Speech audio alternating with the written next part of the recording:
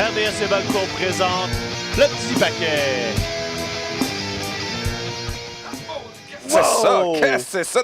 Déjà j'avais des frissons en entendant la voix de The Hawk, là, ça me remet dans une belle place mentalement. Puis là, l'espèce de main de monstre de Hulk qui arrache le logo de Petit Paquet. Écoute, là... On vit avec du budget? On créerait qu'on a du budget, ce n'est pas le cas, mais quand même, hein, ce qu'on peut faire avec un peu d'ingéniosité. Merci à la régie de donner de la production value à notre show. Bonjour à tout le monde, bienvenue au petit paquet avec le Original Tree. Le Original Tree. Les OG. Les vieux OG, on va le dire là-bas. C'est vrai. Mais à travers l'histoire du petit paquet, il y a pas. On a eu quelques collaborateurs au début, mais depuis, on s'en tient quand même aux boys originaux. Puis c'est jaser du monde. C'est ça, devoir créer des nouveaux liens sociaux. Bon. C'est pas facile, c'est awkward. On a toujours eu bien la misère avec ça. C'est ça. On fait juste s'entre-nourrir dans notre awkwardness qui est cohérente ensemble. Hein? Yes. Pourquoi on aurait besoin de nouveautés quand tout fonctionne bien? C'est ça. Et là d'ailleurs, là, juste avant de m'en venir à faire l'émission ce matin, là, je faisais un petit tour sur Facebook. Là, on est à 4 personnes de pogner le 1500 followers sur Facebook. Là. Fait que faites un effort, là, demandez à vos parents là, de. C'est ça. J'assume que ajouter, les gens qui nous écoutent sont déjà, déjà abonnés, j'espère. Puis si vous ne l'êtes pas, vous faites partie du problème. Exactement. Vous sentez-vous mal. C'est ça. Fait que là, 4 personnes, on est capable. Tu sais, je dis 4 en montrant 5 avec mes doigts, mais 4 personnes, c'est Booker T, je pense, qui m'a pour ça trop C'est pour ça que tu enseignes la littérature, c'est ça, exactement. Les maths, ça n'a jamais été ta force. Jamais. Mathieu, grosse semaine encore dans le milieu de la lutte. Je commence tous les choix en disant ça, mais c'est une béquille. J'ai assez hâte d'une petite semaine. Je suis tellement tanné. Il y en a des fois. On fait semblant, puis on trouve des sujets à parler. Mais là, c'est vrai. Parce qu'il est arrivé quand même des affaires. Il y a des affaires qui s'en viennent. On a des choses à discuter. Commençons avec le show d'hier soir de All Elite. Probablement le meilleur épisode en 2020, depuis le début de la nouvelle année. Gros show. Puis là, ça commence, on n'a pas le choix d'en parler avec l'arrivée d'un gros nom dans le sens de shape. Je sais pas si on peut dire gros nom dans le monde de la lutte en général, mais tu sais, c'était quand même un... C'est un prospect qu'on suit depuis des années, qu'on sait qu'à un moment donné, ça va exploser. Jeff Cobb, c'est pas un petit nom, c'est la scène indépendante depuis quelques années. On dirait qu'il a perdu un petit peu de vitesse, mais tu sais, il a quand même été champion de télévision de la ROH pendant 220 quelques jours. Exactement. Donc, mais là, depuis quelques mois, on dirait qu'il sentait qu'il s'en allait peut-être à la fin de son contrat. Donc, on l'a ralenti, on le voyait moins dans les pay-per-view, on le voyait moins à la télé. Et là, Jeff Cobb devient le bodyguard, un autre bodyguard pour Chris Jericho et le Inner Circle est tout qu'un bodyguard, parce que là, il s'en vient, intervient contre Jon Moxley, premier match de bookie pour la semaine prochaine.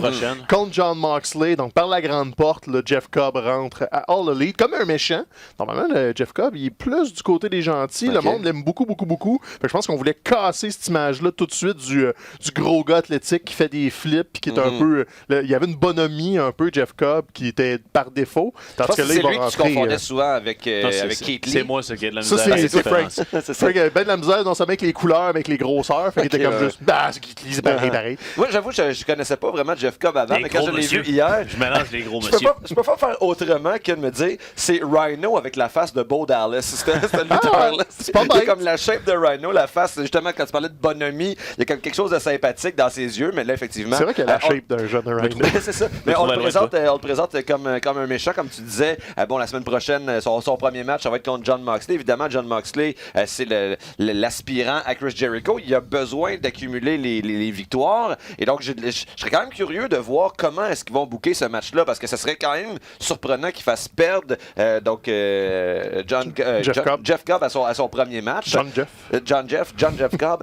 Mais en même temps, est-ce que tu fais perdre Jon Moxley, tu lui enlèves le momentum qu'il a? Je pense qu'il a perdu cette semaine. Non, il a gagné. Il a battu les deux gars dans les anciens LAX, un après l'autre. Là, Jeff Cobb est venu intervenir. Et là, ma prédiction... Il va manger une cibole de correction. Ça va finir en disqualification. L'Inner Circle va juste rincer Moxley. Parce que la semaine d'après, c'est l'émission Go Home. Non, t'as peur, là, on va être le 14. Ça va être le dernier Dynamite avant Revolution. Fait que Moxley là, va se faire malmener par l'Inner Circle pour rentrer à Revolution comme une tonne de briques avec la vengeance d'un Fait qu'il y a plein de manières de tout le monde faire va un bon finish pour que c'est ça, exactement, pour pas le faire perdre, faire bien paraître tout le monde. Puis que Mox, intéressant comment on bâtit cette histoire-là entre Jericho et Mox, où justement, C'est comme les deux se touchent pas. Tu vas avoir à passer au travers de ma gang. C'est du classique. Ça fonctionne super bien. C'est le principe du gauntlet un peu. Il faut que tu arrives au boss à la fin. Ben, passe toutes les minions avant. Ça marchait avec la NWO dans le temps. Ça marchait avec tous les clans de plus que 3 personnes qu'on a eu dans la lutte. L'Inner Circle le fait. Puis, tu sais, on le s'attend. On le sait que Jon Moxley va gagner, même s'il y a un œil, puis il y a des interventions, puis c'est tout croche. Mais c'est comme ça que tu construis un gentil, comme il y a des obstacles. Il passe par-dessus les obstacles. Franchise de Star Wars repose sur ce concept-là. C'est la beauté aussi d'avoir une faction comme The Inner Circle où t'as un clair top, puis que t'as justement des henchmen à différents niveaux. Puis des henchmen qui ont différents styles, donc qui permettent différents matchs. Puis qui te permettent de battre en chemin. Ouais, c'est ça. T'aurais pas pu faire ça avec The Shield. Ça n'aurait pas fonctionné. Il faut que tu battes Dean Ambrose puis Seth Rollins avant de te rendre à Roman Reigns. Parce qu'on les a toujours relativement égaux, même si on sait que c'est pas ça la réalité. Là. Mais c'est la beauté de comment on a bâti le Inner Circle. C'était la formule NWO. Tu passais au travers de Virgil, tu passais au travers de Buff Bagwell, puis à un moment donné, t'arrivais à Hulk Hogan. Inner Circle. Donc, tu sais, on apprend du passé. Ça fait 20 ans, mais pourquoi changer? On va ajouter du monde au Inner Circle. Puis Inner Circle vient de devenir particulièrement plus intimidant parce que bon, la AEW a un vestiaire qui n'est pas physiquement très très gros, on s'entend. C'est plus des lutteurs qui sont dans les flips. C'est un style qui est apprécié par plusieurs. Il y avait déjà en fait le seul gros lutteur de la compagnie en Jack Hager et là, le deuxième gros est aussi avec eux. Donc, des gros bonhommes. Des gros bonhommes. C'est quoi des husks qu'on dit dans le lexique? Là? Donc, des gros bonhommes. Un peu comme... Il y a du côté de Raw, comme quand l'équipe genre Kevin Owens, Samoa Joe puis les Viking Raiders, c'est un peu les Hoss qui arrivent pour intimider. Notre Stéphane. L'indice, c'est quand l'épaule a l'air de rejoindre le cou. Quand tu vois pas de distinction entre l'épaule et le cou, c'est parce qu'il y a de la charpente. Plus il y a de plis dans le nuque aussi, plus le Hoss est intimidant. Les plis de nuque, effectivement. On a également eu droit à un changement de titre mercredi soir. Nyla Rose qui a battu Rio dans... Avant de parler de Nyla Rose, il faut parler de Rio qui est son meilleur match, vraiment je pense, awesome. Ça a été un de ses meilleurs matchs, je pense, depuis le début à All Elite. Puis là, justement, de reperdre la ceinture, j'ai hâte de voir qu'est-ce qu'on va continuer de faire avec ça. Puis c'est intéressant aussi comment on a fait l'aftermatch justement de cette victoire-là avec Nyla Rose en backstage qui déjà là en partant se plaint du manque de respect contrairement à quand Jericho a gagné, tu sais, puis il est où mon champagne à moi, puis... Non, j'aime ça, puis tu sais, on dirait que le fait qu'elle ait perdu a décuplé la sympathie qu'on avait pour Rio, qui était comme une championne quasiment anonyme. Là, c'est comme, OK, là, on lui a donné des nuances à son personnage en propulsant la nouvelle championne Nyla Rose, qui était à Montréal la semaine passée en plus. Fait il était à la FLQ contre Lufisto. Donc, ceux qui étaient là ont fait de la suite des choses. C'est la nouvelle championne All Elite, donc vous savez un peu ce qu'elle peut offrir comme performance. C'était le combat revanche du dernier pay-per-view aussi. Nyla Rose avait été l'aspirante... dans ce combat de championnat-là. On pensait tout qu'elle allait le gagner là. Finalement, ils l'ont retardé un petit peu. Et c'est correct parce que là, en plus, tu commences à bien établir ta division féminine. C'était un peu la critique qu'on avait pour All Elite au début. C'était comme, pas dire garoché, mais ça manquait de cohésion. Ça manquait un peu de vie, cette division-là. Au moins, là, si tu chamboules un peu la championne, t'as Britt Baker qui commence à devenir vraiment hot. Ça a super fonctionné la promo comme heel cette semaine. Donc, puis t'as j'ai un blanc, la femme de Cody, là... Brandy Rose, que là, le clan, ils ont comme changé d'idée. On semble avoir abandonné le Nightmare Collective pour l'instant. Cette gimmick-là est apparemment décédée. Je pense qu'il n'y a personne qui était un gros fan de ce gimmick-là. Non, mais c'est ça. Puis là, c'est ça. Fait que tu commences à élever de tous les côtés un petit peu. Tu as le Bunny qui est avec The Butcher and the Blade. Donc au moins, là, c'est ça. Tu as une division. Tu n'as pas juste une ou deux bonnes lutteuses qui s'affrontent. Tu commences à avoir des histoires qui se sont racontées. Puis non, la Rose est bonne. C'est comme... C'est un powerhouse. C'est différent comme championne féminine, mais ça va te permettre ça, d'avoir justement une Rio plus petite qui va t'attirer énormément de sympathie. Puis là, quand tu vas lui envoyer d'autres aspirantes plus petites comme ça, on va vouloir qu'elle se fasse battre. Puis si en plus, il lui donne un micro en arrière pour justement construire tout ça, ben, il est à temps. Parce qu'ils n'ont pas de titre secondaire. Alors, il faut que ta division féminine soit forte parce que tu as besoin d'un pan complémentaire à toutes les histoires du main event. Là. Donc, moi, j'aime ça. C'était une belle décision, une belle surprise. Il faut que tu le fasses à la télé une fois de temps en temps, pas toujours au pay-per-view. Changement de titre à la télé, ça rebrasse tout ça. Puis... bien content. Donc, on a parlé de Nightmare Collective qui disparaît comme storyline. Dans les autres storylines qui qui font beaucoup jaser. Il y a plein de gens qui aiment, il y a plein de gens qui détestent. On parle ici de toute la storyline du Dark Order. Là, on continue à semer le doute par rapport à qui est The Exalted One. On sait là, que ce sera pas Marty Scurll. Là, il commence, c'est ça. Ouais. C'est que là, on a entendu parler quand Scurll a signé à ROH qu'il était peut-être un des plans pour jouer ce rôle-là.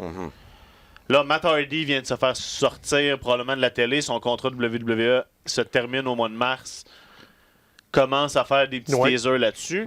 Est-ce qu'on se permet de, justement, rêver à des scénarios comme ça, ou au final, ça va juste être Christopher Daniels qui va revenir en personnage de Fallen Angel? Je pense qu'ils ont un plan A, puis Daniels est le plan B.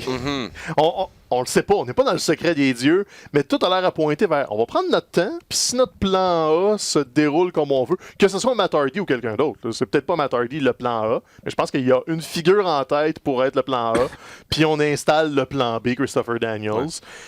J'haïs pas ça. C'est un peu redondant. C'est pas parfait. Il y a des longueurs. Des fois, comme cette semaine, il y avait l'intervention après le combat par équipe. C'était comme... Ouais, c'était pas super fluide. Mais les vignettes sont intéressantes. Evil Uno sur les médias sociaux prend les balles au bon. Ça rebondit bien là-dessus. Donc, tu sais, il y a du beau, il y a du bon. Puis c'est nos boys aussi qui ont de la visibilité. Ben, c'est sûr, ça. Je vois beaucoup de critiques, surtout du côté des États-Unis, des fans de lutte qui trouvent que bon, c'est plus ou moins bien construit cette histoire-là. Mais j'ai de la difficulté à être vraiment critique par rapport à eux parce que c'est sûr qu'on espère qu'ils tirent leur épingle du jeu, qu'ils réussissent bien. C'est sûr que aussi, moi j'espère que Matt Hardy va se joindre à ça. Cela dit, c'est pas une faction dont la gimmick repose sur l'humour. Et si on associe Matt Hardy à eux, c'est forcément le personnage de Broken Matt Hardy ou une variété de ça qu'on verrait bien dans ce rôle-là. Faudrait juste pas que ce soit un Broken Matt Hardy qui fait juste des jokes puis juste rire de façon funny. Là, il faudrait qu'il y ait un côté plus menaçant à lui, mais je pense que c'est un vétéran. Il y a eu plusieurs versions de son personnage au fil des années. Il est capable de se réinventer aussi puis de trouver quelque chose qui fit très bien avec ce gimmick-là. Le Broken Matt Hardy se réincarne perpétuellement. Donc, il va se réincarner en Exalted One. Puis la première itération du Broken Matt Hardy était très heel. Il voulait tuer son frère. C'est comme Brother Nero, c'était pour l'anéantir de l'existence. Puis c'était assez creep au début. Fait que Matt Hardy est capable d'aller piger là-dedans. Là. J'aurais dû essayer ça. De m'anéantir ton frère, ça? D'anéantir mon frère. Ouais, c'est facile. Un petit aller-retour à Québec. Puis, Fait que là, gros show du côté de la All Elite. Là, c'est la fameuse guerre avec NXT. On est dans une situation différente aussi en temps. C'est un show... Vous pouvez l'écouter probablement ce soir, je pense que ce soir est disponible. Ou vous pouvez pas perdre de temps puis pas l'écouter parce que en plus c'est un go home show. Puis comme la carte était déjà setée, c'est à peu près, à part les vignettes des Browserweight qui sont intéressantes, qui sont c'est quand même rigolo. T'sais, on avait déjà une sympathie pour cette équipe-là, mais là, en leur donnant des vignettes comme ça, comment est-ce qu'on va se rendre à Portland en traînant notre gros trophée? On utilise différents moyens de transport, incluant genre un pédalo en forme de signe. C'est dur de ne pas les aimer. Ça serait le fun, en fait, d'avoir des vignettes comme ça également à Raw et à SmackDown. Il me semble que ça serait tout désigné comme émission. Peut-être que ça va être le cas éventuellement. Ouais, mais quand on fait ça à Raw et à SmackDown, ils sont poches parce que Vince a sa signature, son mot là-dedans. On en a des vignettes à l'hôtel avec la note. Mais au final, ça donne, par exemple, de la personnalité voyons. Puis il en a besoin. Il est drôle. Ouais, c'est ça. En étant fâché après Matt Riddle tout le temps, là, il est drôle. Mais sinon, c'est surprenant effectivement qu'il n'y ait rien de majeur ou d'intéressant qui se passe dans cette émission-là parce que NXT nous a habitués, surtout dans les dernières émissions avant des takeovers, de faire quelque chose qui nous oblige à regarder. En fait, on n'avait pas besoin d'être convaincus parce que la carte parle par elle-même. On a suivi comme une espèce de pattern où tout le monde, c'était toujours quelqu'un qui a déjà un match, qui affronte quelqu'un de pas trop important, qui gagne, puis qui après ça, il y a soit une intervention ou un face-off avec quelqu'un. C'est ça. Fait que tu sais, ça a été faut dire que là, on avait sorti la grosse carte de Charlotte la semaine dernière. Fait que là, tout ça pour dire que show relativement skippable pour cette semaine. Je vais résumer ça sur YouTube. Par contre, ils ont bien installé le show de la semaine prochaine. Puis surtout, le show de dimanche. Le dimanche, c'est TakeOver Portland. Quand n'oubliez pas, d'habitude, c'est les samedis. Exactement. Les là, c'est dimanche parce qu'ils sont pas associés à un pay-per-view du main roster. Triple H en a parlé un peu comme le WrestleMania de NXT. À ce point-là? Ouais, il a dit ça dans les médias calls cette semaine. À Portland. En voulant dire que c'est le week-end où ils sont seuls, où ils essayent de. C'est leur qu'on peut première fois, là. C'est peut-être quelque chose qu'ils vont vouloir faire plus souvent. Ouais, c'est ça. C'était peut-être juste de l'hyperbole, mais en tout cas, peu importe. Au final, c'est une carte excellente. Comme toujours. Rhea Ripley qui affronte Bianca Belair pour le championnat NXT. Ouais. Aucune chance qu'elle perde, mais... Non, mais là, on continue de builder Bianca, puis là, on peut s'attendre à voir Charlotte Flair qui va être présente aussi au travers de tout ça. Mais toi, t'as des bémols? C'est sûr qu'on peut s'attendre à ce que Rhea Ripley gagne. Ça fait pas longtemps qu'elle est championne. Cela dit, on a vu lors du Royal Rumble que la WWE apprécie visiblement Bianca Belair. On l'a fait briller durant comme toute la première moitié au moins du Royal Rumble. Là, c'est un match justement qui oppose les deux et c'est sûr que Charlotte va être là. Moi, quand je voyais Raw cette semaine, puis il y a eu justement une altercation entre Rhea Ripley et Charlotte, je me suis dit, qu'est-ce qui pourrait être intéressant? Ça serait que Charlotte se pointe, a fait perdre Rhea Ripley, Bianca Belair devient championne et ça nous fait un triple threat pour soit WrestleMania ou pour... je sais pas si ce match de championnat-là aurait lieu à WrestleMania ou dans le TakeOver qui va être associé au gros show, mais c'est peut-être parce que je suis comme tellement un fan de Bianca Belair que c'est du wishful thinking puis j'espère qu'elle va avoir une chance de briller sur la grande scène. Mon opinion, c'est que Bianca Belair n'a pas sa place à WrestleMania cette année. C'est ça. Ben, écoute, avoir un match à TakeOver, peut-être. Elle n'est pas là. Elle est juste pas là encore. On va y arriver. Elle a un futur très bright en avant d'elle. Ouais. Puis là, je pense que ce qu'on fait, c'est qu'on l'a bâti parce qu'on va avoir besoin de quelqu'un pour prendre le contrôle de la division. Parce que là, peut-être que Rhea va être appelée à monter plus tôt que tard. On sait pas. Là. En même temps, après la rivalité avec Charlotte, c'est possible qu'elle reste encore à NXT si on tient pas à l'amener sur le main roster. Mais non, je pense qu'on a fait l'erreur d'ajouter Charlotte l'année passée au Triple Threat, qui aurait dû juste être un match en simple entre Becky et Ronda. Fait que là, ça me gosserait qu'on remette Charlotte dans un... Là, on est en train d'établir 3 gros face-à-face féminins à Mania, puis j'aime ça. 3? Ben, Charlotte. Charlotte Rhea.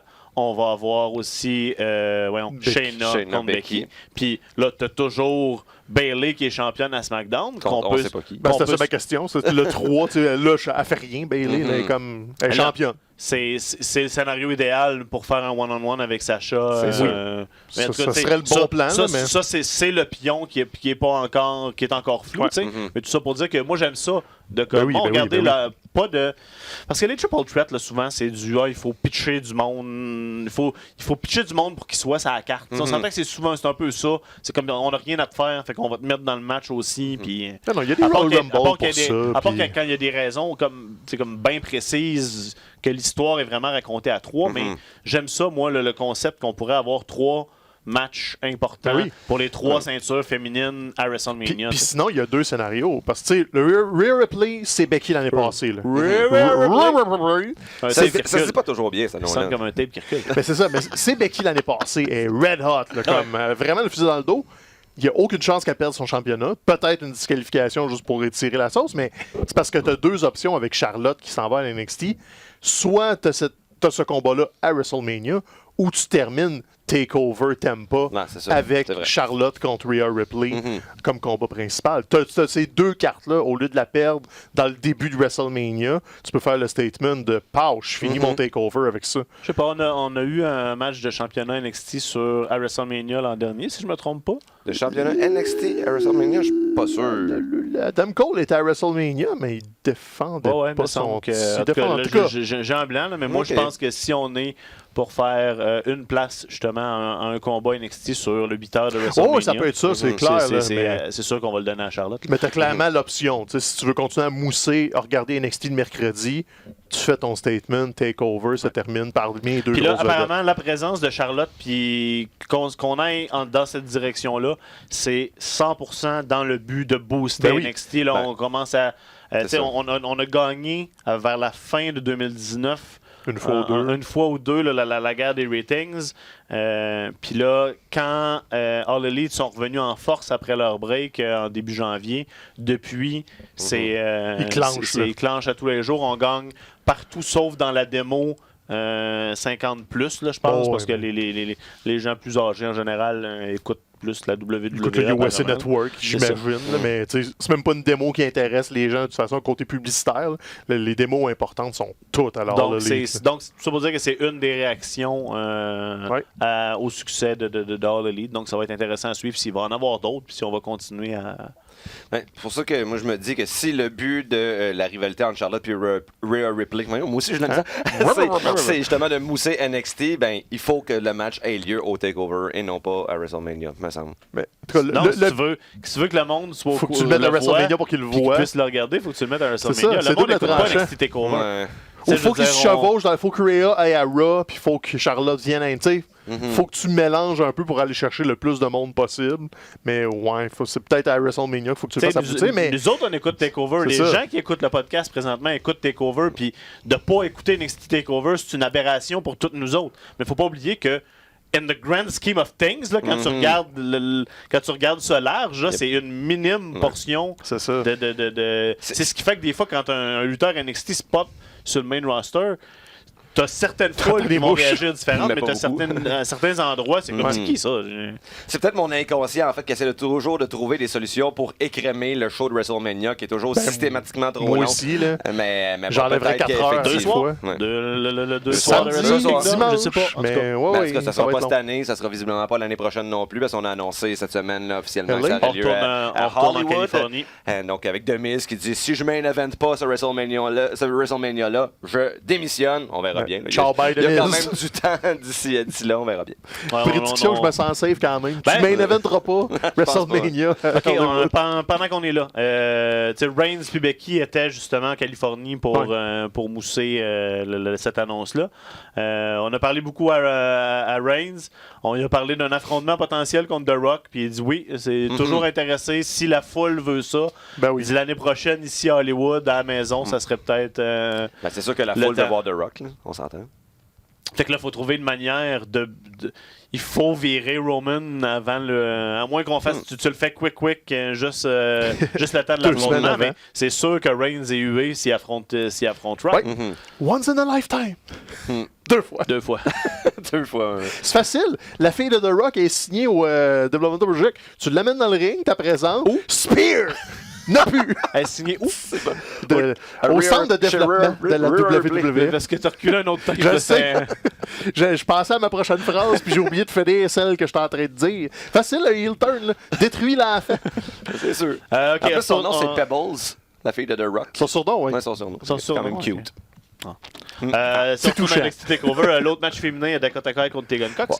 Dakota Kai qu'on oublie souvent, qui est la deuxième partie d'une victoire à 2 contre 4 à War Games, parce qu'on parle juste de Rhea, mais c'était l'autre à terre à côté. Ça, Candice mérite aussi être un peu souvent, pas la laisser pour compte, mais l'oublier, celle qu'on prend pour acquis un peu, mais là, Dakota Kai, ça commence à fonctionner aussi.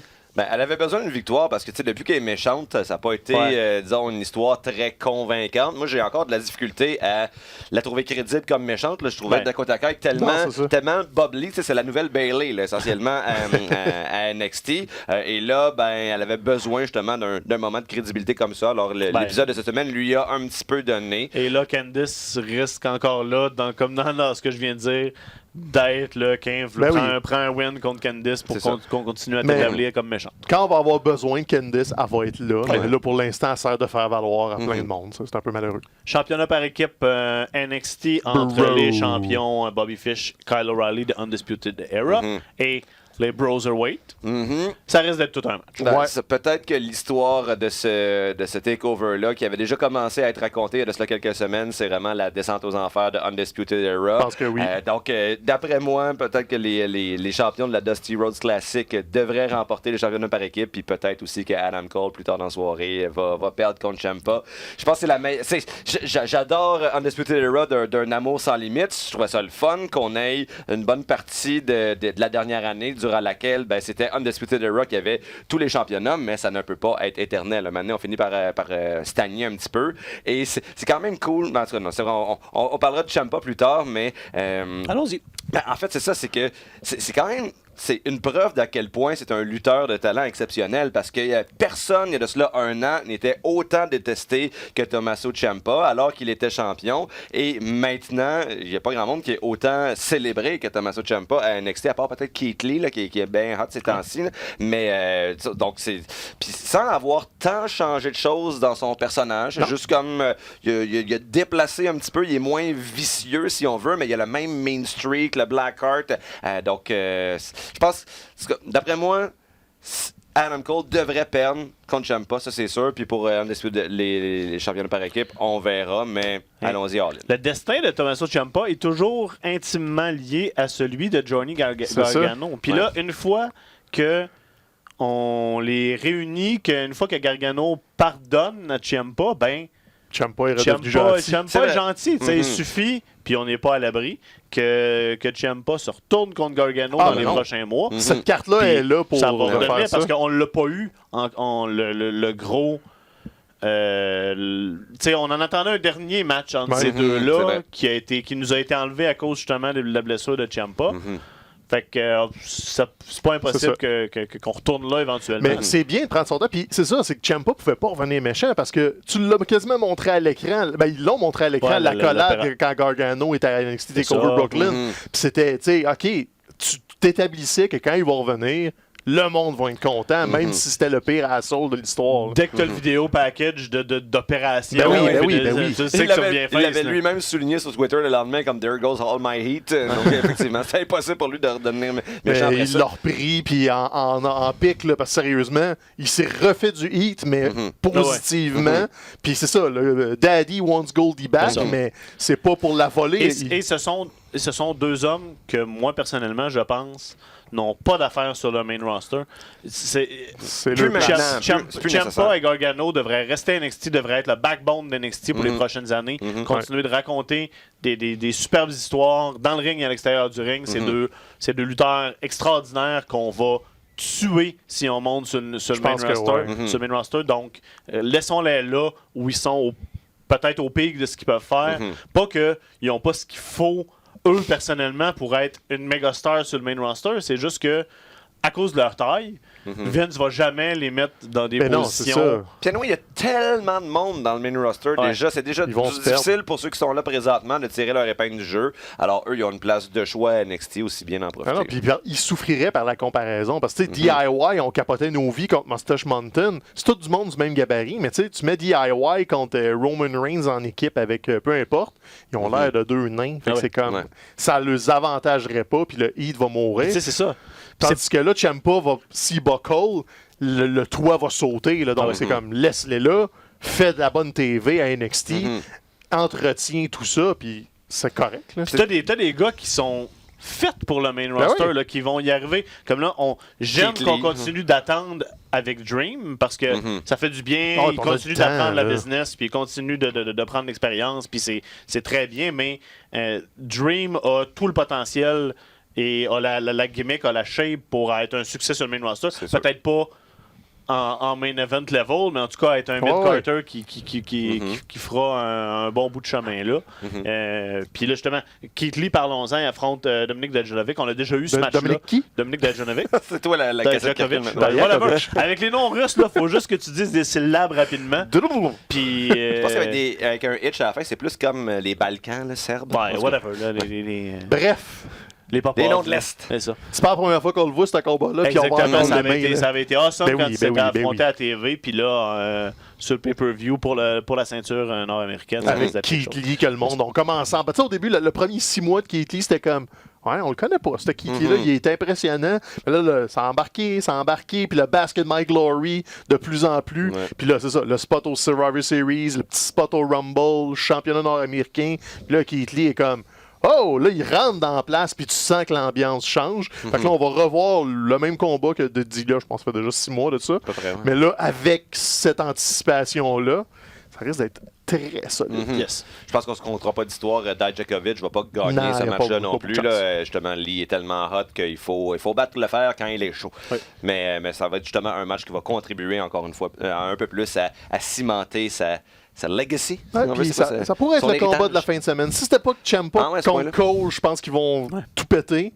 C'est ça. C'est le genre de combat qui serait comme oh, ok, t'as peur, là, vous venez de nous en enlever. Tu sais, probablement le 3e combat de la soirée, peut-être 4e, là, puis tu serais comme oh, ok, attention, vous avez notre attention, mais le main event reste d'être tellement fort, Ben, c'est ça. surtout s'ils mettent du storytelling là-dedans, puis du temps. Honnêtement, cette carte-là, de TakeOver Portland, il y avait l'hyperbole de notre WrestleMania de NXT. Peut-être pas en termes de grosseur puis de vente d'étiquettes puis tout ça, mais en termes de la carte elle-même, là, ça pourrait être un des très bons TakeOver qu'on a eu là, depuis un méchant bout. C'est toujours bon, les TakeOver, là, mais il n'y a pas de défaut dans Parce que cette là, carte-là. le dernier match qu'on n'a pas parlé, c'est Finn Balor Ben, et c'est Johnny ça. Gargano. Puis ça, la dernière fois que j'ai vu Finn Balor se battre, c'était contre Ilya Dragunov à Worlds Collide. Puis c'est pas un match en fait qui était à la hauteur Non, des non, attentes. c'est Puis ça. j'ai l'impression que ça fait longtemps que Finn Balor a pas eu un vraiment très bon match de lutte. Je pense qu'il est capable d'en faire, mais ça fait longtemps. Et je pense que Johnny Gargano, c'est précisément la bonne personne que ça lui prend pour faire ce match-là. Parce que si t'as pas un 4 étoiles et demi avec Johnny Gargano, Ben, c'est ça. C'est toi le problème. la semaine prochaine, je vous demande, est-ce que Finn Balor est overrated? Est-ce que Finn Balor est une entrée Ouais. et un des SPAC abdos, ouais. et quelques moves intéressants et that's it? Moi, je pense que Finn Balor est sur le pilote automatique depuis 2 ans. C'est ça. Hein. Il a Puis on comme pensait que pogné une NXT vitesse de croiseur que anyway, ils me pusheront pas. Moi, juste faire mes affaires. Peut-être. Mais le Prince Devitt a déjà fait des grandes choses dans le ring. Fait que c'est comme. Je pense que c'est encore là. Faut juste aller picosser à la bonne place pour que ça ressorte. C'est Gargano qui va le sortir. J'aimerais vraiment ça parce que c'est une grosse carte à NXT. Finn Balor, on dirait qu'ils l'ont pas tant exploité. T'sais, on a eu le pop initial. Il est arrivé comme oh, ok, c'est pour vrai. Mais là, sans dire que c'est mort, comme Dragunov, c'était tel que tel, mais ça a l'air que Dragunov avait bien gros impressionné en coulisses, puis Triple H capote sur son cas. Moi, je l'adore. Je Moi, suis un l'adore énorme aussi. fan. C'est juste que le combat, la foule était morte, Moi, je puis l'aimais on dirait pas. que c'était... Ouais, la foule n'était pas alignée correctement. C'est On ça. encourageait Balor puis on huait Dragunov alors que c'était le contraire qui était censé se passer. Entre autres, mais c'est ça, mais Ben, tu sais, Dragunov va revenir en force. là. devrait, et en tout cas, je sais pas s'ils vont vraiment aller là, mais ils devraient aller all-in puis y redonner la gimmick du Evil Russian. Ben oui. Ça marche avec Dragunov. La musique qu'il y avait, c'est Indies. Quand tu faisais, c'était. Il y avait, fou raide, il y avait ça, là. quelque chose. Quand Dragunov se pointait dans le ring, juste ça, c'était un événement. T'sais, T'sais. Fait qu'il faut essayer de recréer ça. C'est niaiseux, ils l'ont pas fait souvent, mais ils l'ont déjà fait notamment à Progress. Dragunov avait un mouthpiece. Quelqu'un qui le présentait comme justement l'espèce de terreur. Sa rivalité contre Walter, c'était ça. C'était un dude en complet qui arrivait, qui hypait Dragunov. Puis là, tu pars la musique, puis t'as cette espèce de bombe d'énergie-là qui arrive, avec des lentilles jaunes, orange, rouges dans les yeux, qui se pitchent de tout et Oh, bon. non, il fait Il a peur, l'air shooté Ah là, ouais. sur une substance, tu sais, les espèces de drogues soviétiques comme Ivan Drago. Là. Puis là, c'est comme. OK, ben c'est ça que ça prend. Amenez-y un mouthpiece, hype ou moellé, puis lance le missile là, comme il va tout péter. Mais là, c'était au takeover, c'était plus comme. Vous le connaissez pas, ben v'là, tu sais, c'était. Donnez-y MVP, il se cherchait que à Ouais, manager. MVP se fait tabasser, là, il cherche de la job. Allons faire un tour justement du côté du main roster. À Raw, ça a été. Bon, on l'avait vu quelques fois sur le main roster, mais je pense. L'entrée officielle de Shayna Baszler Assez à spectaculaire. Raw, on est allé over the top. On est allé cartoon un Dans peu. quelque mais chose, c'est ça exactement. T'aimes ou t'aimes pas. Ça a l'air que C'est- c'était un hommage aux années 70. C'est quoi Ouais, votre c'est opinion par rapport à tout ça? Ben, je trouve que, tu sais, l'image l'année passée, La, là, dans la grosse peur, là, c'est que là, de la semaine prochaine, Vince il fasse mettre des dents de vampire quand il y a une gimmick de C'est ça, vampire. On s'entend là? Petite cape. Avec Edge qui est dans les environs de Raw aussi, là, on Le recrée retour le du Brood. Mais tu sais, on se souviendra de l'année passée, dans la route vers WrestleMania, qu'est-ce qui avait beaucoup aidé Becky Lynch, c'était l'image de elle avec le nez cassé, Ouais. donc la face Ouais. ensanglantée. Il y avait bien du monde qui avait des t-shirts à l'effigie de ça, des drapeaux, c'était dessiné. Et je pense qu'avec justement l'image plus brève, il faut dire que là, Becky, elle avait le nez cassé pour vrai, il y avait quelque chose qui la rendait vraiment badass. Là, on s'entend que c'est une petite capsule de sang qu'il y avait dans la bouche de Shayna Baszler. Ben, Elle voyons n'a donc. pas arraché un bout de nez. Ben pour vrai. voyons donc. Hey! C'est mon hypothèse. Ok, des effets sonores. Mais, Ouais, ça se dit pas, les affaires de même. ben écoute, C'est mon hypothèse. Blasphème. Ben oui. Mais toujours est-il que l'image quand même de Shayna Baszler avec la face tout ensanglantée, la bouche pleine de sang, c'était quand même quelque chose qui contribuait à la présenter comme étant une véritable menace. Je pense que le but a été atteint. Je trouve que c'est qu'est-ce qui a suivi. Donc, c'est ça que c'est là que je m'en allais. Vole l'ambulance. C'est ça, Lidge qui refuse l'aide puis qui vole l'ambulance. Ça. Là, on est... Là, on essaye trop. Là. Ouais, j'ai la même. Pour moi, là, c'est comme. Ça s'en vient dans la même catégorie que les stretcher jobs, là, où c'est comme. Ah, salut, on a-tu besoin absolument de faire ça pour qu'elle soit. Le pire, c'est qu'on a un parallèle immédiat de trucs over the top à All Elite. Moxley s'est fait crever un œil. On s'entend-tu qu'il porte un œil de pirate? C'est un cartoon, là, mais il vole pas une ambulance. Il n'y a pas la petite coche de trop. On va l'utiliser, tu sais, comme là, Becky, je sais pas, elle va sûrement porter un bandage, quelque chose, tu sais. Tu peux l'utiliser après, puis la menace de se faire mordre. Shayna va peut-être être de même une couple de semaines de mode croqué, je sais pas. Elle a no-sellé, justement, à l'annonce de WrestleMania l'année prochaine en Californie, qui était ce qui s'est passé le lendemain, je pense.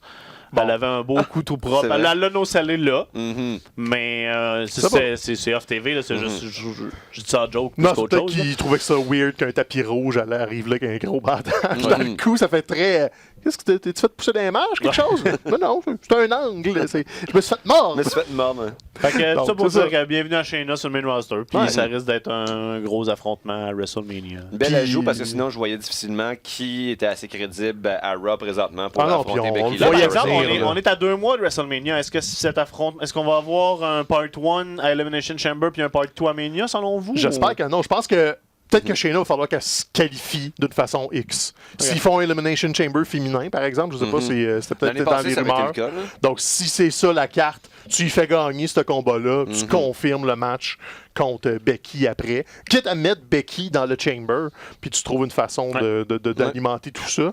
Donc non, je pense que tu gardes vraiment l'affrontement 1 contre 1, il faut que tu le préserves pour WrestleMania. Surtout que Shayna, sans lui dire que ça va être son seul WrestleMania, elle n'a pas 22 en banque. Elle est déjà dans la fin trentaine. Si elle en a 3 4... elle a 38 ans de mémoire. 37-38 ans. Donc, elle a eu sa carrière MMA déjà.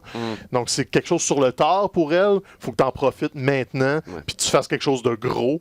Tu peux pas avoir plus gros que Becky Lynch côté affrontement. Que Ronda soit là ou non. Je pense que là, Shayna a mérité sa place avec ce qu'elle a fait à NXT, avec la construction de personnage qu'elle a fait. Paul Heyman l'aime beaucoup dans le booking de Raw. Il a laissé aller justement là-dessus. Fait que, non, honnêtement, dans ce qu'on planifie pour WrestleMania et tout, c'est probablement le combat qui me parle le plus. C'est bien parce que la plupart des méchantes dans la division féminine, que ce soit Raw ou SmackDown, c'est pas des méchantes qui sont vraiment intimidantes. À la limite, t'avais Nia Jax, mais qu'on n'a pas vu dans la dernière année, qui amenait cet élément-là. Mais sinon, les méchantes sont souvent malhonnêtes, peureuses, tricheuses, etc. Donc, d'avoir ce personnage vraiment une brute, là, tout son règne à NXT, on y croyait quand les adversaires de Shayna Baszler avaient peur. On y croyait parce que moi-même, forcément, moi, j'aurais peur de me faire sacrer une rince probablement par toutes les filles sur le roster, mais encore plus par Shayna Baszler. Donc, belle ajout à Raw. On a souvent parlé de Randy Orton comme étant quelqu'un d'inégal, ou quelqu'un que quand on sent qu'il n'est pas investi, que c'est pas toujours... On le voit, puis ça paraît, puis c'est plate. Randy Orton est un Hall of Famer. Futur Hall of Famer. C'est sûr. A eu des grandes périodes. Evolution, le Legend Killer, le Face of the Company de Daniel Bryan. Que t'as besoin de ça pour que ça marche avec Bryan. Là, de revenir jouer avec ça, avec Edge, là, on revoit un Orton que ça y tente. On revoit un Orton clairement motivé, que dans un endroit qui fonctionne pour lui. Et là, on continue avec Matt Hardy cette semaine d'aller frapper les bons clous dans cette histoire-là. Ben oui. Là, parce que là, il a sorti Edge, fait son gros turn contre Edge. Là, continue, toi aussi, un concerto à Matt Hardy. Puis ça va nous amener. Moi, ça m'amène à un match que j'ai extrêmement hâte de voir. Ça va être le fun. C'est très classique de la part de Matt Hardy de le faire, de sortir sur le dos. On se doute qu'il s'en va. C'est ça. Puis il revisite probablement une rivalité qui a été très, très, très proche de lui, tu sais, comme avec Edge, avec Lita, la foule a tout de suite scandé Lita. Fait que tu sais, il faut que lui, il revisite probablement un pan de son passé que ça ne tente pas forcément de se remettre les deux pieds dedans. Il le fait quand même pour le greater good de ce qui va arriver à WrestleMania, donner un coup de main à Orton, même s'il n'y en a pas tant de besoin. Mais tu sais, c'est la classe d'un vétéran. Un gars qui fait 25 ans qui est dans le business, qui fait comme moi, je vais donner un bon coup, je me fais pas d'ennemis, mon contrat se termine, mais je brûle pas le pont. Là, je fais juste m'en aller. Il n'y a plus rien à prouver. Puis là, ça a été, c'est un send-off. Il se fait sortir avec un concerto. Ça build tout ça quand Edge va revenir avec un protège-coup, quelque chose. Tu sais, tout est dans tout. On a 2 mois pour étirer tout ça. Puis Orton est. Tu sais, il est même pas complètement heel. Il est juste Randy Orton. Fait que c'est enfin, pas de championnat du monde, pas de Rumble, pas de. Tu sais, on veut pas de ça. On veut juste qu'il y ait du fun dans le ring parce que c'est probablement le meilleur storyteller de la compagnie quand ça y tente de te raconter une histoire. Puis là, ça y tente. Donc, tu sais, les mouvements dans le ring, le côté prédateur, les détails. Tu sais, c'est tout le temps. On le sait qu'il va faire quelque chose, mais il attend 2-3 secondes de plus. Il l'écrème un petit peu, il va chercher la foule un petit peu. Donc, sur ton segment de 5 minutes, il y a 30 secondes d'action, mais t'as tous les petits détails qui sont bien joués. Puis ça, c'est tout Randy Orton. On peut pas y enlever cette affaire-là. Quoique des fois, comme la semaine dernière, ça peut être un petit peu pénible. Je pense que c'était Rock, c'était ouvert avec 10 minutes de Randy Orton avec un micro dans la main. Puis la bout de ligne, il n'a rien dit. C'est juste la foule qui huait. Je comprends que ça remplit une fonction, là, un segment comme ça, mais j'avoue que ça m'a pas hypé pour le Rock qui a suivi. Le Rock était moi, bon. je trouve ça efficace. Bon. C'était genre la meilleure promo de Randy Orton en 5 ans. Puis il n'y a pas un mot. C'est ça. Comme le meilleur de Reigns, de Roman Reigns. Post-Mania. C'est à peu près ça. Bon, du côté de SmackDown, là, on sait le Goldberg revient, on sait who's next. C'est The Fiend, le champion WWE. Super Show. C'est lequel? C'est le champion universel. Ouais. Brock est champion WWE, puis Fiend est champion universel. Ils ont switché à un moment donné les Ouais, belts, c'est ça. OK. J'ai tellement hâte. Super Showdown. Mon show de la Donc, on va s'affronter à Super Showdown dans un événement qui sert à rien, entre guillemets, que c'est pas grave si. Fait que là, il y a 2 scénarios potentiels. On s'entend? Il y a le best case scénario, qui est un scénario qui fonctionne, où The Fiend continue de justement de battre des légendes. C'est quelque chose qu'il a fait depuis dans le build-up du Fiend. Bat Goldberg à Super Showdown. Super Showdown, c'est pas grave si Goldberg vient perdre là parce que de toute façon, c'est juste Super Showdown en Arabie. C'est pas la fin du monde. Puis là, on permet à Fiend de s'en aller vers Mania et Reigns probablement en tant que champion. T'as le worst case scénario, puis là, on revit 2017 avec Goldberg qui gagne la ceinture puis qui va rentrer à WrestleMania comme champion. C'est quoi le pourcentage de chances que ça se concrétise, ce scénario B? Moi, pourquoi ça se peut pas? Le pourcentage de chance s'appelle 3 millions de téléspectateurs. Les codes d'écoute de SmackDown ont explosé pour le segment de Goldberg cette semaine. C'est les meilleurs codes depuis le début de l'année. Le meilleur show au niveau de l'auditoire, c'est le 5 minutes de Goldberg. Vince va voir ces chiffres-là, va faire... C'est tout à fait possible. Goldberg, Roman Reigns comme main event de WrestleMania. C'est ça le pourcentage de chance. Moi, ça me décourage complètement, là, mais ça pourrait arriver en Arabie, tu casses le momentum du Fiend pour avoir Goldberg, Reigns, who's next. Ça, je l'avais gardé pour la fin. Je veux pas que tu passes tout le show avec déprimé. Un 2-time Universal Champion. Dans le fond, je pense que Seth Rollins a été champion universel 2 fois. Oui, il me semble que Seth l'a eu 2 fois. Ben, Brock, sûrement. Je sais plus. Le Brock, il l'a eu un on-and-off. Ouais. Attends un peu. Parler d'autre chose. Il serait pas le premier double champion universel. Non, il serait pas le premier, ça, je pense pas. Puis, tu sais, on est à WrestleMania. Le WrestleMania season, c'est toujours un peu étrange. Puis, quand tu le mets sur la table, le scénario, t'es comme... Quand tu y penses 2 secondes, tu sais que c'est ça qui va arriver. Puis là, tu gardes The Fiend. Tu fais un The Fiend, Miz, whatever, pour boucher le trou de la carte, là, mais... Who's next? Roman Reigns? Brock est 3-time champ, 7 et 2 fois. Ah ouais, mais tu sais, pourtant, mettons... Bray Wyatt a l'air tellement populaire, ça marche son affaire, mais peut-être qu'il reste populaire juste auprès des fans qui sont déjà acquis, puis là on veut aller chercher il fait pas bouger l'aiguille de SmackDown comme Goldberg est là 5 minutes. Cena va être là le 28. Il va peut-être faire bouger l'aiguille lui aussi. Ça pourrait être Cena, Que tu Goldberg. fais- non, mais Goldberg, ça, c'est correct. Ça se peut, ou Ça, c'est c'est correct. la fine, Ouais. tu sais. Fait que c'est ça. Showdown. Aïe, aïe. Who's Aïe, aïe. next? Puis tu sais, y a-tu quelqu'un vraiment dans la compagnie qui est à l'abri d'un maudit squash de Goldberg? Non. Historiquement, il a battu tout le monde de même, Il a incluant squashé Kevin Owens quand il l'a Lesnar. squashé. Il a squashé Lesnar. C'est pas impossible que ce soit ça le premier lose du film, comme un flash finish, il l'a pas vu venir, spear jackhammer, pif paf. C'est ridicule, là, mais ça se peut. J'écouterai pas plus Super Showdown pour voir ça. En mais plein milieu de je l'après-midi, vais quand même genre. surveiller Reddit en temps réel après là, pour Ouais, savoir non, qu'est-ce qui s'est passé. C'est quand ça? C'était en mars, ça? Je me souviens plus de la Ça date. doit être assez Quelque part, bientôt. S'ils l'ont buildé, c'est que c'est assez bientôt, là, Ça, mais... le prochain événement majeur, c'est Elimination Chamber. Ouais, pour la WWE, c'est Elimination Chamber, sinon t'as Revolution de l'All Elite la Ok. semaine prochaine. Puis Showdown qu'on Éventuellement, a mis l'existence. Mais pendant que Frank fait des incroyables recherches, on a clos All Elite tantôt. T'as pas, j'ai oublié la question. C'est quand le Showdown? Ah oui. Puis c'est ça, moi je voulais faire un mini retour parce qu'on a manqué la semaine passée. Puis 27. Le 27 février, Ouais. bon, fait que c'est avant Revolution, c'est le Super Showdown, puis après ça, c'est Revolution le 29. All Elite, on a manqué les 10 coups de strap de Cody. Oui. Probablement le meilleur segment Ouais. d'All Elite depuis le Allez début de checker l'émission télé. C'était débile. Et aussi, ils ont installé l'émission de la semaine prochaine, qui est le Go Home Show de Revolution, avec les Lucha Bros contre Page puis Omega pour le championnat par ouais. équipe. Et le gagnant affronte les gagnants d'un tournoi. T'es à la TV, là. T'as les Lucha Bros avec Omega comme... Allô? On a passé 15 minutes sur All Elite tout à l'heure. Je Pourquoi sais. ça te tentait pas d'en Parce parler que t'as là? fait là? une de tes transitions boiteuses, puis je voulais pas revenir. De tes excellentes Boiteuse. transitions, François. Hey. T'es un excellent transiteur. Qu'est-ce qu'il dit là, lui? Hein? Qu'est-ce qu'il dit Il là, oublie, lui? il oublie que ses mots, des fois, ils blessent. Ouais, c'est ça.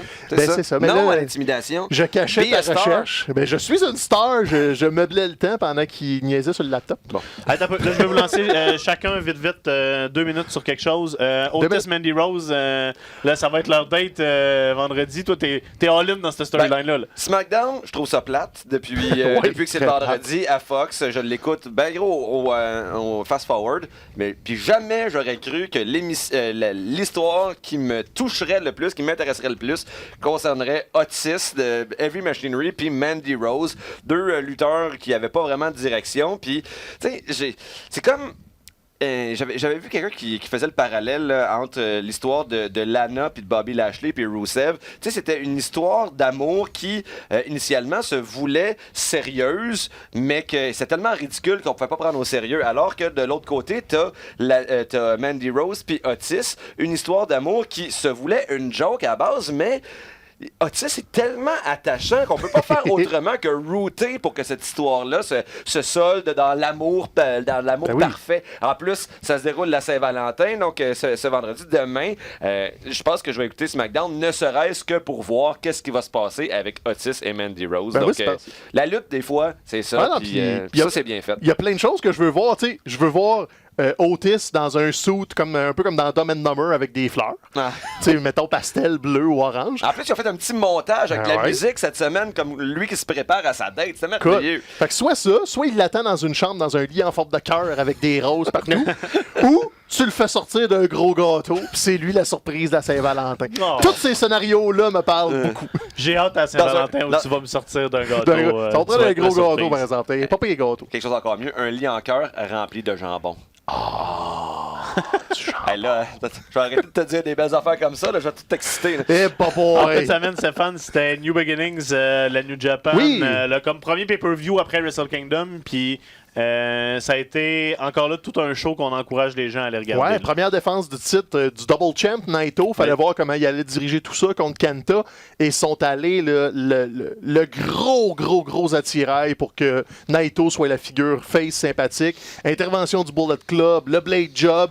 Bon combat. Il y en a qui n'ont pas aimé ça parce que c'était trop lent au début. Le premier 10 minutes, beaucoup de Naito qui détend l'atmosphère, qui évite Kenta beaucoup. Mais la deuxième portion après les interventions de Jay White puis du Bullet Club, moi je trouve que c'était excellent. Le Naito, on a bien raconté tout ça. On l'installe solidement comme double champion et aussi dans le chemin du Bullet Club parce que là, ce qu'on installe aussi, c'est Jay White qui veut remonter. On approche de la New Japan Cup. Je pense que Jay White va gagner la New Japan Cup cette année. De la façon qu'ils construisent les histoires, ça a l'air de s'enligner vers un triomphe de Jay White pour qu'après ça, il s'essaye contre Naito. Donc ça, c'était la première défense. C'était le début du règne. Puis honnêtement, là, thumbs up. Puis il y avait d'autres gros combats, parce qu'entre autres, il y avait l'affrontement entre Moxley et Suzuki. Fou braque. Juste le face-à-face à Wrestle Kingdom était... Puis là, on peut juste imaginer que ça a été... Moi, je l'ai pas vu, là, mais... C'était exactement ce que j'espérais des deux. Moxley a gardé son œil de pirate, fait qu'il continue de sceller l'œil. Suzuki est arrivé là, avec sa face de gars comme... Check-moi bien aller, on va avoir du fun. On a eu les chair shots à la tête, on a eu des DDT sur des chaises, du brawl, des concours de chest. Suzuki qui no-sell des chops pour donner des coups d'avant-bras. Moxley qui no-sell les coups d'avant-bras. Les deux, là... Tu sais, on dirait qu'ils se retenaient pour pas rire tellement il y avait du fun, mais ça avait l'air de faire mal. Deux hosses, là, des claques. Pis c'est le mot du jour. C'est le mot du jour, c'est ça. Le mot du jour. Tu sais, un gros brawl, le fun, bien rythmé. Puis Moxley, en gagnant en plus, continue sa relation avec la New Japan. Et on installe une rivalité contre Zack Sabre Jr. pour bientôt. Parce que Sabre Jr. est venu intervenir après ça. Donc, quelque chose de complètement différent, mais de complètement le fun. Puis t'as Hiromu puis Dragon Lee qui s'en vont voler le show. C'est le match de l'année. Honnêtement, là, c'est... Ils ont battu tous les matchs qu'il y a eu à Wrestle Kingdom, incluant le match d'Hiromu contre Ospreay, qu'on avait dit que c'était de la bombe. Ces deux-là, si vous avez jamais vu le combat, c'est comme la 7e, 8e fois qu'ils le font. Là. Ils ont une rivalité depuis la CMLL au Mexique. Ils se suivent et Dragon Lee avait l'avantage jusqu'ici, mais là, c'était Hiromu le champion. Au Japon, on l'appelle Ryu Lee, c'est pas Dragon Lee, mais c'est le même gars, c'est juste qu'il a un nom différent. Il est arrivé avec la ceinture ROH, fait qu'on établit que le partenariat est encore actif. Il y avait son chandail aussi du clan Los Ingobernables de la ROH. Donc il y a quelle ceinture? Il y a le TV Title. C'est le nouveau champion télé. Il a battu Shane Taylor. Donc, on recommence à établir cette relation-là. Et là, les deux ont repris exactement là où il a laissé, c'est-à-dire, il y en a un qui va finir par mourir. Ça n'a pas de maudit bon sens. Hiromu a juste passé proche, fait que c'est comment... il est correct. Faut que je continue de pousser ce ligne-là. Tu sais, à ce temps qu'il est guéri, il est comme, il n'y en a pas de problème, je m'en suis sorti. Écoute, si vous n'avez pas le temps de tout regarder, allez voir le spot où Dragon Lee fait un topé sur Hiromu, qui est assis sur la table des commentateurs à peu près 10 pieds du ring. Donc, Dragon Lee fait le topé, rentre comme un missile dans Hiromu, puis les deux revolent dans la première rangée d'un barricade. Ça va tellement vite, tu peux pas prendre ce bump-là. C'est juste, tu te garoches, puis t'espères sortir avec tous tes membres pas cassés. Advienne que pourra. Advienne que pourra, c'était débile. Absolument à voir, prenez le temps d'aller checker ça. Ils ont teasé pour le prochain gros show de New Japan, Hiromu contre Naito. Les trois belts étaient dans le ring. Hiromu a juste levé le championnat de New Japan. Il l'a montré à Naito. Il retourne à une vieille promesse que Naito avait faite dans le temps du Mexique de quand tu vas revenir d'excursion, je vais te donner ton combat 1 contre 1. Et là, ils ont teasé qu'elle allait le faire. Mais pas en brisant le clan, juste en t'es dû, je suis champion, let's do this. Hiromu Naito, c'est ça à la table. Peut-être pas pour les belts. Peut-être pour une, des trois belts. Mais là, c'est les trois belts dans le ring, les deux gars de l'IJ. Ça va être débile. Mathieu Poulain. Salut. Minute culturelle. OK, oui, ben en fait, tu sais, je fais quelques lectures ces temps-ci pour le prix littéraire des collégiens, un concours duquel je suis en partie responsable. À mon collège, j'ai pas eu de gros coups de cœur par rapport à ça. Tu sais, j'ai lu Ouvrir son cœur d'Alexis Morin. Bravo à tous les participants. Je sais pas tout lu, j'en ai lu 2 à date. Ouvrir son cœur d'Alexis Morin, c'est bien, mais j'ai pas trouvé ça merveilleux. Quand je commence, c'est bien, mais bof, ça veut dire que je me suis fait chier un peu. L'évasion d'Arthur, je trouvais ça meilleur. Je trouvais qu'il y avait des ajustements à apporter, mais en parallèle de ça, j'ai relu le poème Howl de Allen Ginsberg. Là, on n'est pas dans l'actualité littéraire. On retourne en arrière dans la Beat Generation, année 1950, aux États-Unis. Si vous avez le moindrement une sensibilité pour la poésie et que vous n'avez jamais lu ce poème d'Allen Ginsberg, garochez-vous sur ça. C'est de toute beauté. Poème qui relate en fait les difficultés que pouvaient avoir des gens qui avaient de la difficulté à se conformer à l'Amérique des années 1950, très conservatrice, humorisme, avec le macartisme, mais d'un point de vue stylistique, c'est d'une richesse absolument époustouflante. Cela dit, le problème avec ce poème-là, c'est qu'il est difficile à trouver en français, donc je vous encourage à apprendre l'anglais pour le lire en version originale. C'est un projet, là. Ou sinon, je sais que c'est pas un film qui avait eu des excellentes critiques. Dès que tu parles de poèmes, là, je les vois, les écoutes partir. T'entends les portes se claquer. Juste comme le contraire de Goldberg pour notre émission. Je fais disparaître les codes d'écoute. Mais en tout cas, puis aussi, il y a eu un film, une adaptation au cinéma de ce poème-là. D'ailleurs, adapter un poème au cinéma, c'est quand même un défi qui est assez ambitieux. Ça date d'il y a peut-être une dizaine d'années. C'était James Franco qui interprétait Allen Ginsberg. J'avoue que ça fit avec un projet de Franco. C'est ça, puis c'est pas un film qui avait eu des particulièrement bonnes critiques, mais moi, je le trouve tout à fait bon. Fait que je vous encourage aussi à lire le poème Hall d'Allen Ginsberg et aller compléter votre lecture du poème avec l'adaptation cinématographique. Merveilleux. Excusez, pardon. Puis moi, je vous encourage à aller. On vous en a déjà parlé un peu de ce combat-là. Je reviens dans la lutte juste pour finir. Je pense que un des combats de l'année 2019, c'est l'affrontement de Jordan Devlin puis David Starr à Over the Top OTT. La culmination de 2 ans de storyline où Devlin a été le héros qui réussit enfin à battre le conquérant Walter pour finalement signer à la WWE. David Starr est le représentant de la syndicalisation, puis devient, en tout cas, on a réussi à faire quelque chose puis le vidéo package, le combat, c'est quelque chose qu'il faut absolument voir. Il est gratuit sur YouTube. Vous n'avez pas d'excuses. Aucune. Vous allez le checker right now. Puis pendant ce temps-là, on va mettre le petit super iHeartRadio. Parce que c'est là qu'on nous Parce écoute. que c'est là que vous pouvez nous écouter, entre autres. Vous pouvez nous écouter sur toutes vos plateformes. Mais sur YouTube, on est des corporate whores. Et on vous encourage à aller sur iHeartRadio. En plus, maintenant, on a des iHeartRadio, mais on n'a malheureusement pas sur iHeartRadio les effets visuels. Ah ouais, Non, de sauf grande- si tu es ça sur prend YouTube, puis regardez bien parce qu'il va en avoir un autre là à la fin de l'émission. Ça va faire cloud. Merci d'avoir été là encore cette semaine. On est content, nous, d'avoir été là cette Ouais, semaine. c'est ça, C'est peut-être c'est- surtout ça ça. fait du bien. C'est plus ça le défi ces temps-ci. Fait qu'on se retrouve la semaine prochaine pour... peut-être pour un autre épisode. Ben oui, On s'est jamais rendu là. Ben Ciao oui, tout le monde. Gros bisous. Ah oui, il explose. Yeah!